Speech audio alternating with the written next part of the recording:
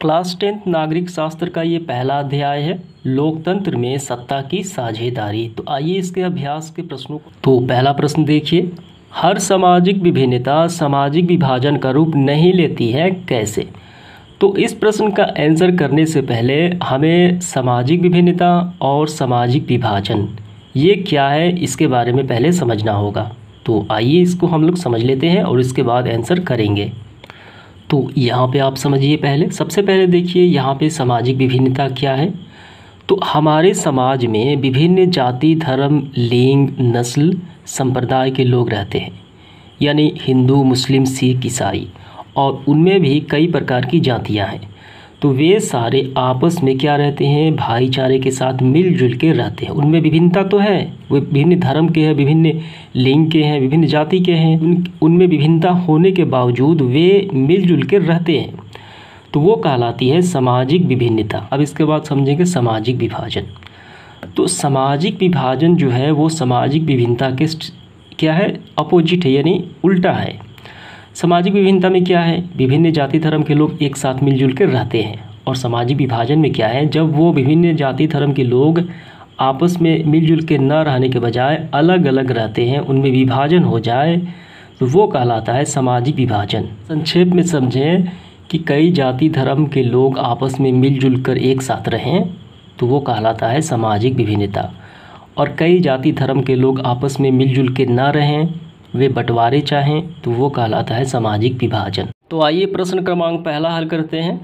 हर सामाजिक विभिन्नता सामाजिक विभाजन का रूप नहीं लेती, कैसे? तो हमने देखा कि समाज में विभिन्नता तो होती है, ठीक है, लेकिन कभी कभी ये विभिन्नता सामाजिक विभाजन नहीं कर पाती है। तो इसका कारण हमें बताना है। तो आइए इसका आंसर करते हैं। यहाँ से करना है, कोई आवश्यक नहीं है कि सभी सामाजिक विभिन्नता सामाजिक विभाजन का आधार होता है, यानी वो रूप हो। संभव हो तो भिन्न समुदाय के विचार भिन्न हो सकते हैं, ठीक है, परंतु हित समान होगा। इसका क्या मतलब है, ये उदाहरण से आपको ये समझ में आ जाएगा। देखिए यहाँ पे उदाहरण के लिए, मुंबई में मराठियों की हिंसा का शिकार व्यक्तियों की जातियाँ भिन्न थी। तो मुंबई शहर में जो मराठियों ने हिंसा किया था, तो जो हिंसा के शिकार हुए थे जो व्यक्ति, उनकी जातियाँ भिन्न थी, अलग अलग थी। धर्म भिन्न भिन्न होंगे, लिंग भिन्न भिन्न हो सकता है। ये कोई ज़रूरी नहीं है कि हिंसा का शिकार एक ही धर्म का हो, एक ही जाति लिंग का हो, ठीक है, परंतु उनका क्षेत्र एक ही था। कौन सा क्षेत्र था? उत्तर भारतीय थे, यानी उत्तर भारत के वो लोग थे। तो उत्तर भारत में क्या आ जाएगा, बिहार, झारखंड, अन्य राज्य आ जाते हैं। तो ये सारे लोग जो थे, यानी वो मजदूरी करने गए थे, मजदूर, और वहाँ पे मुंबई में, और मराठियों की हिंसा का शिकार हो गए थे। तो उनका लिंग, जाति, धर्म वो सारे अलग अलग थे, लेकिन उनका एक क्षेत्र कॉमन था, ठीक है, वो सेम था। क्या था? वे सारे उत्तर भारतीय थे, ठीक है, और उनका हित समान था। उनका हित क्या था? समान था, यानी वो मुंबई में क्या करने गए थे, वो मुंबई में मजदूरी करने गए थे, व्यवसाय करने गए थे, पेशा में संलग्न थे। मुंबई में मराठियों के हिंसा के शिकार जो व्यक्ति थे उत्तर भारत के, उनका जो लिंग, धर्म, जाति, संप्रदाय वो तो अलग अलग था, लेकिन उनका हित जो था वो समान था, यानी वो व्यापारी मजदूर थे, ठीक है। इसी कारण सामाजिक विभिन्नता सामाजिक विभाजन का रूप नहीं ले पाते, यानी मुंबई में वे सारे लोग अलग जैसे दृष्टिकोण से देखे जाने लगेंगे। ये सारे क्या है, उत्तर भारतीय हैं, ये मुंबई वासी नहीं हैं, इसीलिए वहाँ पे विद्रोह नहीं हुआ, विभाजन नहीं हुआ। ये आपको समझ में आ गया? तो यही इसका आंसर हो जाता है। तो यहाँ तक लिख लेना है आपको। चलिए देखते हैं इसका दूसरा प्रश्न। दूसरा प्रश्न देखिए, सामाजिक अंतर कब और कैसे सामाजिक विभाजन का रूप ले लेती है? तो सामाजिक विभिन्नता क्या है? सामाजिक विभिन्नता ही तो सामाजिक अंतर है। कोई इस जात का है, कोई उस जात का है, लिंग, संप्रदाय का है, वो सामाजिक विभिन्नता यानी सामाजिक अंतर हो जाता है। तो ये सामाजिक विभिन्नता ही कैसे सामाजिक विभाजन का रूप ले लेती है, ये बताना है। तो यहाँ से हमें आंसर करना है, सामाजिक विभाजन तब होता है जब कुछ सामाजिक अंतर दूसरे अनेक विभिन्नताओं से ऊपर और बड़े हो जाते हैं। जैसे देखिए यहाँ पे सवर्णों और दलित का अंतर। सवर्ण मतलब होता है ऊंची जातियाँ, और दलित मतलब होता है नीची जातियाँ जो होती हैं, दलित वर्ग कहलाता है। तो सवर्णों और दलितों का अंतर एक सामाजिक विभाजन है, क्योंकि दलित संपूर्ण देश में आम तौर पे गरीब, वंचित और बेघर होते हैं और भेदभाव का शिकार होते हैं, जबकि सवर्ण जो होते हैं ऊंची जातियाँ आम तौर पे संपन्न और सुविधाजनक युक्त होती हैं। अर्थात दलितों को ये महसूस होने लगता है कि वे दूसरे समुदाय के हैं, वे क्या है, वो गरीब और पिछड़े हुए हैं। अतः हम कह सकते हैं जब एक तरह का सामाजिक अंतर अन्य अंतरों से ज़्यादा महत्वपूर्ण बन जाता है और लोगों को यह महसूस होने लगता है, यानी दलितों को यह महसूस होने लगता है कि वे दूसरे समुदाय के हैं, तो उनमें सामाजिक विभाजन की स्थिति पैदा होती है। ठीक है, तो ऐसे ही होता है सामाजिक विभाजन। देखिए, अमेरिका में श्वेत और अश्वेत का अंतर सामाजिक विभाजन है। तो अमेरिका में भी गोरे लोग और काले लोग भी होते हैं। बराक ओबामा जो अमेरिका के प्रेसिडेंट रह चुके हैं पूर्व, वे क्या थे, अश्वेत थे, वे काले थे। और श्वेत कौन थे, डोनाल्ड ट्रंप थे। तो वहाँ पे भी श्वेत और अश्वेत जातीय अंतर होता है, वहाँ भी सामाजिक विभाजन है। तो यही इसका आंसर हो जाता है। इसके बाद देखिए प्रश्न क्रमांक 3, सामाजिक विभाजन की राजनीति के परिणाम स्वरूप ही लोकतंत्र के व्यवहार में परिवर्तन होता है। भारतीय लोकतंत्र के संदर्भ में इसे स्पष्ट करें। तो ये प्रश्न का मतलब आपको क्या समझ में आया? सामाजिक विभाजन की राजनीति के परिणाम स्वरूप सामाजिक विभाजन कैसे होता है? जातीय धर्म के समुदाय के लोग जब अलग होना चाहें तो वो सामाजिक विभाजन होता है, जैसे जाति प्रथा हो गई। ठीक है, तो सामाजिक विभाजन की जब राजनीति होती है तो उसके परिणाम स्वरूप लोकतंत्र के व्यवहार में, यानी भारत क्या है, एक लोकतांत्रिक देश है, तो इस लोकतांत्रिक देश में ये क्या इसका प्रभाव पड़ता है? तो इसका आंसर ये रहा, भारतीय लोकतंत्र दुनिया का सबसे विशाल लोकतंत्र है। यहाँ पर विभिन्न जाति एवं धर्म को मानने वाले लोग हैं। यही कारण है कि विधानसभा में या लोकसभा में नेता अपने जाति, धर्म तथा भाषा एवं क्षेत्रवाद की राजनीति करते हैं, जो भारतीय लोकतंत्र के स्वरूप को बदल रहा है। कैसे बदल रहा है? देखिए, आरक्षण के प्रावधान के मुद्दे विभिन्न राजनीतिक पार्टियां द्वारा उठाया जाने लगा और 1971 में राजनीति में उच्च वर्ग लोगों का वर्चस्व था, लेकिन इसके बाद पिछड़े वर्ग के लोगों द्वारा राजनीति को प्रभावित किया जाने लगा। तो लोकतंत्र में कई जातीय धर्म के लोग रहते हैं, तो वो जाहिर सी बात है कि वे अपनी जाति का क्या करेंगे, बढ़ावा देंगे, आरक्षण की मांग करेंगे। तो इस तरह से भारतीय लोकतंत्र भी प्रभावित होगा, क्योंकि भारत में कई जाति संप्रदाय के लोग निवास करते हैं एक साथ। तो यही इसका आंसर हो जाता है। इसके बाद देखिए चौथा प्रश्न, 70 के दशक से आधुनिक दशक के बीच भारतीय लोकतंत्र का सफ़र सामाजिक न्याय के संदर्भ में संक्षिप्त वर्णन करिए। यानी 70 के दशक मतलब 1970 से आधुनिक दशक के बीच, यानी अब चल रहा है, उसके बीच लोकतंत्र का क्या उतार चढ़ाव हुआ, क्या बदलाव हुए सामाजिक संदर्भ के क्षेत्र में, वो बताना है। हर एक क्षेत्र से देखना है, जाति विशेष संप्रदाय हर एक क्षेत्र से देखना है। तो ये रहा इसका आंसर। 70 के दशक से आधुनिक दशक तक भारतीय लोकतंत्र का अनेक उतार चढ़ाव देखने को मिला। 1967 तक भारतीय राजनीति में स्वर्ण जातियों का वर्चस्व था, यानी उच्च जातियों का क्या था, वर्चस्व था, राज करते थे। 70 से 90 तक में सत्ता के कब्जे के लिए स्वर्ण और मध्यम पिछड़े जातियों का संघर्ष चला। 90 दशक के उपरांत यानी बाद पिछड़ी जातियों का वर्चस्व तथा दलितों का जागृति की अवधारणाएं राजनीति गलियारों में उपस्थित दर्ज कराती रही। आधुनिक दशक के वर्षों में राजनीति पलड़ा जो था वो दलित और महादलितों के पक्ष में झुकता रहा। तो पहले जो लोकतंत्र में क्या था, राजनीति में क्या था, वहाँ पे स्वर्ण जातियों का ज़्यादा बोलबाला था, लेकिन आज के समय में क्या है, दलित और महादलित के पक्ष में ये झुकता है, यानी सभी बराबर के नज़रिए से देखा जा रहा है। का आंसर हो जाता है। और देखिए पांचवा प्रश्न, सामाजिक विभाजनों की राजनीति का परिणाम किन किन चीज़ों पर निर्भर करता है? तो इसका आंसर आपको यहाँ से करना है। सामाजिक विभाजन की राजनीति 3 तत्वों पर निर्भर करती है। ये थोड़ा सा लंबा प्रश्न है, इसका आंसर तो यहाँ से लेके यहाँ तक हो जाएगा। इसका पहला जो हो गया होगा और इसके बाद होगा दूसरा। देखिए दूसरा आपको यहाँ से लेके यहाँ तक ही लिखना है और तीसरा हो जाएगा यहाँ से यहाँ तक। ठीक है, यानी सामाजिक विभाजन की राजनीति के परिणाम। इसके बाद देखिए प्रश्न क्रमांक 6, सामाजिक विभाजनों को संभालने के संदर्भ में इनमें से कौन सा बयान लोकतांत्रिक व्यवस्था पर लागू नहीं होता? तो इसका राइट आंसर हो जाएगा घ। ये सारे लागू होते हैं। घ में क्या है, लोकतंत्र सामाजिक विभाजनों के आधार पर समाज के विखंडन की ओर ले जाता है। ये क्या है, ये बिल्कुल गलत है। लोकतंत्र जो है वो सामाजिक विभाजनों के आधार पर समाज के विखंडन की ओर नहीं ले जाता है। ये लोकतंत्र का उद्देश्य नहीं है। ठीक है, तो ये क्या है, ये गलत है, ये सही नहीं है। तो इसका आंसर घ हो जाएगा। इसके बाद देखिए 7वां प्रश्न, निम्नलिखित 3 बयानों पर विचार करें। पहला क्या है, यहाँ सामाजिक अंतर एक दूसरे से टकराते हैं, सामाजिक विभाजन होता है। और दूसरा क्या है, यह संभव है, यानी कौन कौन से विचार जो सही है, ठीक है, वो हमें चुनाव करना है। यहाँ तो भारतीय लोकतंत्र में क्या है, यह सामाजिक अंतर एक दूसरे से टकराते हैं और सामाजिक विभाजन होता है, ये तो बिल्कुल सही है। यह संभव है कि एक ही व्यक्ति की कई पहचान हो, ये सही है। उसकी कई जातियाँ होती हैं, संप्रदाय के आधार पर पहचान भी होती है, ठीक है। लिंग यानी कई तरीके से व्यक्ति की पहचान की जाती है भारतीय लोकतंत्र में। इसके बाद देखिए ग, सिर्फ भारत जैसे बड़े देशों में सामाजिक विभाजन होता है, ये बिल्कुल गलत है। भारत जैसे देशों में सामाजिक विभाजन नहीं होता, अमेरिका में भी होता है। श्वेत और अश्वेत का सामाजिक विभाजन दक्षिण अफ्रीका में भी होता है। तो इसका क और ख दोनों सही हो जाएगा। तो ये कौन सा ऑप्शन में है, ये ब में, ठीक है। क और ख यानी ऑप्शन नंबर बी इसका सही हो जाएगा। इसके बाद देखिए 8वां प्रश्न, निम्नलिखित व्यक्तियों में कौन लोकतंत्र में रंग भेद के विरोधी नहीं थे। यानी जो व्यक्ति रंग भेद के विरोध नहीं कर रहे थे वे हमें अलग करना है। तो 4 व्यक्ति हैं। पहला क्या है, किंग मार्टिन लूथर, ये रंग भेद के क्या थे, विरोधी थे। ये अमेरिका के थे और इन्हें अमेरिकी गांधी भी कहा जाता है। ये रंग भेद का काफ़ी विरोध किया था। और महात्मा गांधी को तो हम तो जानते हैं।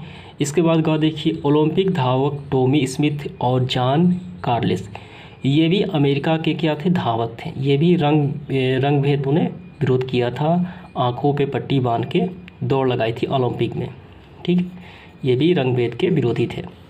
और घ में क्या होगा, जेट कुड़ी, ये ब्रिटिश थी और ये अभिनेत्री है। ये बिल्कुल भी नहीं है रंग भेद में। इसका आंसर क्या होगा, घ हो जाएगा। इसके बाद देखिए 9 नंबर, निम्नलिखित को मिलान हमें करना है। पाकिस्तान में क्या है, पाकिस्तान में है इस्लाम। हिंदुस्तान में है धर्मनिरपेक्ष, एक धर्म को विशेष दर्जा नहीं है। इंग्लैंड में क्या है, प्रोटेस्ट है, ठीक है। इसके बाद देखिए 10वां प्रश्न क्रमांक 10वां देखिए, भावी समाज में लोकतंत्र का जिम्मेवारी और उद्देश्य पर एक संक्षिप्त टिप्पणी हमें लिखना है। यानी आज के समाज में जो लोकतंत्र जो समाज है, कई जातीय धर्म के लोग रहते हैं, ये देखते हुए लोकतंत्र की क्या जिम्मेवारी है, उसका क्या उद्देश्य है कि कैसे लोगों में तालमेल अच्छे से बैठाया जाए, ठीक है। तो ये हमें एक टिप्पणी लिखना है। तो इस तरीके से आपको आंसर करना है। भावी समाज में लोकतंत्र की जिम्मेवारी काफ़ी बढ़ गई है। आज समाज में जाति, धर्म, लिंग आदि को लेकर भेदभाव किया जा रहा है। इस समाज में विभिन्न प्रकार की विभिन्नताएं पाई जाती हैं और लोकतंत्र का उद्देश्य यह होना चाहिए कि समाज में हो रहे इन सामाजिक विभिन्नताओं तथा असमानताओं के बीच सामंजस्य यानी तालमेल बिठाएं और भावी समाज के प्रति लोकतंत्र की यही जिम्मेवारी और उद्देश्य होना चाहिए। तो यही इसका आंसर हो जाता है।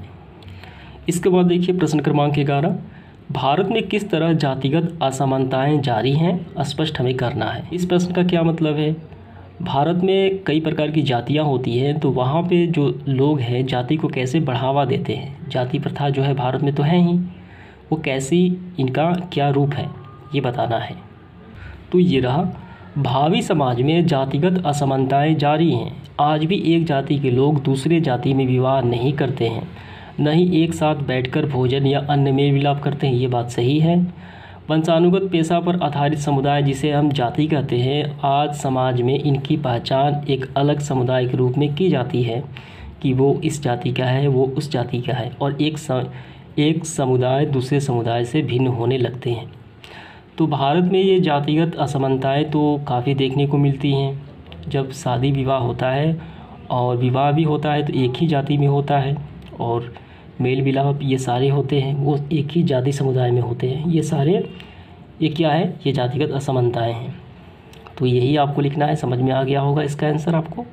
इसके बाद देखिए 12 नंबर प्रश्न, क्यों सिर्फ जाति के आधार पर भारत में चुनावी नतीजे तय नहीं हो सकते हैं, इसके 2 हमें कारण बताना है। तो ये रहा इसका आंसर, जाति के आधार पर चुनावी नतीजे तय नहीं हो सकते हैं, इसके 2 कारण निम्नलिखित है। पहला कारण है देखिए यहाँ पे, देश में संसदीय चुनाव क्षेत्र में किसी एक जाति के लोगों का बहुमत नहीं है। तो भारत के संसदीय में क्या होता है कि भारत के विभिन्न प्रांतों से लोग चयनित होते हैं। ठीक है। विभिन्न प्रांतों का बहुमत, एक प्रांत का बहुमत नहीं है, विभिन्न प्रांत का है, बहुमत है। अतः प्रत्येक पार्टी और उम्मीदवार को चुनाव जीतने के लिए विभिन्न जाति एवं समुदाय के भरोसा हासिल करना पड़ता है। तो इसीलिए जाति के आधार पर चुनावी नतीजे तय नहीं हो सकते हैं। ये पहला हो गया कारण कि विभिन्न संसद चुनाव में विभिन्न प्रांतों से चुन के लोग जाते हैं। इसके बाद दूसरा, उम्मीदवार जाते हैं। दूसरा देखिए, यदि किसी चुनाव में एक ही जाति के लोग का प्रभुत्व माना जा रहा हो तो अनेक पार्टियों को उसी जाति के उम्मीदवार खड़ा करने में कोई नहीं रोक सकता। ठीक है, यानी एक पार्टी में अनेक उम्मीदवार खड़े हो सकते हैं। ऐसे में कुछ मतदाता के सामने उनकी जाति के 2 या 2 से अधिक प्रत्याशी खड़े हो सकते हैं और ऐसे में उस जाति का प्रभाव ज़्यादा रहता है। यही 2 कारण हो जाते हैं। इसके बाद देखिए प्रश्न क्रमांक 13, विभिन्न तरह की सांप्रदायिक राजनीति का ब्यौरा दें और सबके साथ एक एक उदाहरण दें। इसका आंसर थोड़ा सा लंबा हो जाएगा, तो मैं यहाँ पे इसका स्क्रीनशॉट लगा देता हूँ, आपको वहीं से लिख लेना है। ठीक है, तो इसके बाद देखिए प्रश्न क्रमांक 14, जीवन के विभिन्न पहलुओं का जिक्र करें जिनमें भारत में स्त्रियों के साथ भेदभाव व कमज़ोर स्थिति में है।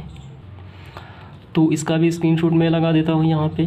15 और 16 दोनों का स्क्रीनशॉट आपको मिल जाएगा। 15 क्या है, भारत की विधायिकाओं में महिलाओं के प्रतिनिधित्व की स्थिति क्या है ये बताना है, तो इसका स्क्रीनशॉट यहाँ है। इसके बाद 16 देखिए, किन्हीं 2 प्रावधानों का जिक्र करें जो भारत को धर्मनिरपेक्ष देश बनाता है। कौन से 2 प्रावधान हैं, तो यहाँ पे स्क्रीनशॉट में लगा देता हूँ। इसके बाद देखिए प्रश्न क्रमांक 17, जब हम लैंगिक विभाजन की बात करते हैं तो हमारा अभिप्राय होता है, क्या होता है, तो इसका जो है 4 ऑप्शंस दिए गए हैं। तो इसका राइट आंसर हो जाएगा ख, समाज द्वारा स्त्रियों और पुरुषों को दी जाने वाली असमान भूमिकाएं कि स्त्रियां क्या करेंगी और पुरुष क्या करेंगे, काम का बंटवारा हो जाता है। तो यही मुख्य क्या है, बिंदु है। इसके बाद 18 देखिए, भारत में यहाँ औरतों के लिए आरक्षण की व्यवस्था है, कहाँ है, तो इसका आंसर हो जाएगा ख, पंचायती राज संस्थाएं में। तो भारत में महिलाओं के लिए पंचायती राज संस्थानों में 1/3 आरक्षण की व्यवस्था है जो संविधान के भाग 9 और अनुच्छेद 243 में वर्णित है। ठीक है, इसके बाद देखिए प्रश्न क्रमांक 19, सांप्रदायिक राजनीति के अर्थ संबंधी निम्न कथनों पर गौर करें। सांप्रदायिक राजनीति किस पर आधारित होती है, एक धर्म दूसरे से श्रेष्ठ है। ठीक है, तो ये भी होती है, सांप्रदायिक जो व्यक्ति करता है एक धर्म दूसरे को श्रेष्ठ बताता है अपने धर्म को। विभिन्न धर्म के लोगों को समान नागरिक के रूप में खुशी खुशी साथ देते, ये नहीं होता है सांप्रदायिक राजनीति में। देखिए बस देखिए, एक धर्म के अनुयायी एक समुदाय बनाते हैं, ये भी हो जाएगा। एक धार्मिक समूह का प्रभुत्व बाकी सभी धर्मों पर कायम करने के शासन की शक्ति का प्रयोग नहीं किया जा सकता, ये नहीं होगा। तो इसका राइट आंसर हो जाएगा अ और सा, ये दोनों आपको सही करना है कथन में। ठीक है, अ और सा ये क्या है, ये सांप्रदायिक राजनीति के अर्थ में ये सार्थक है। 20 देखिए, भारतीय संविधान के बारे में इनमें से कौन सा कथन सही नहीं है, हमें सही नहीं है वहाँ पे टिक करना जो सही नहीं है। पहला क्या है, यह धर्म के आधार पर भेदभाव की मनाही करता है, तो ये बिल्कुल सही है। भारतीय संविधान में भेदभाव जो होता है धर्म के आधार पर वो मना किया गया है, वो सही है। ठीक है, और इसके बाद देखिए, यह एक धर्म को राजकीय धर्म बताता है, ये भारतीय संविधान में क्या है, ये गलत है। भारतीय संविधान में किसी एक धर्म को राजकीय धर्म नहीं बताया गया है, धर्मनिरपेक्ष बताया गया है, तो इसका आंसर हो जाएगा ख। ठीक, और भी देख लेते हैं, सभी लोगों को कोई भी धर्म मानने का आज़ादी देता है, ये भी सही है। किसी धर्म समुदाय की सभी व्यक्तियों को बराबरी का अधिकार देता है, ये भी सही है, ये गलत है। ठीक है, ख इसका हो जाएगा। इसके बाद देखिए, किस खाली स्थान आधारित सिर्फ भारत में होता है, यहाँ पे हो जाएगा जाति। जाति पर आधारित विभाजन सिर्फ भारत में ही होता है। ठीक है, यहाँ पे जाति भरना है। 22 में हमें सूची का मिलान करना है, आखिरी सवाल है। पहला देखिए क्या है यहाँ पे, अधिकारों और अवसरों के मामले में स्त्री और पुरुषों की बराबरी मानने वाला व्यक्ति क्या कहलाता है, वो कहलाता है नारीवादी। ठीक है, इसके बाद देखिए दूसरा, धर्म को समुदाय का मुख्य आधार मानने वाला व्यक्ति वो कहलाता है सांप्रदायिक। एक धर्म को जो मुख्य आधार मानता है वो सांप्रदायिक कहलाता है व्यक्ति। तीसरा, जाति को समुदाय का मुख्य आधार मानने वाला वो जातिवादी। 4 देखिए, व्यक्तियों के बीच धार्मिक आस्था पर आधार पर 4 व्यक्तियों के बीच धार्मिक आस्था पर आधार पर भेदभाव न करने वाला व्यक्ति वो धर्मनिरपेक्ष कहलाता है। किसी भी धर्म को विशेष अधिकार नहीं होता है और भेदभाव नहीं किया जाता धर्म के आधार पर, वो धर्मनिरपेक्ष कहलाता है। तो इस तरीके से ये सेशन समाप्त होता है। इसके बाद अगले वीडियो में अगला प्रश्न देखेंगे अगले चैप्टर का। धन्यवाद।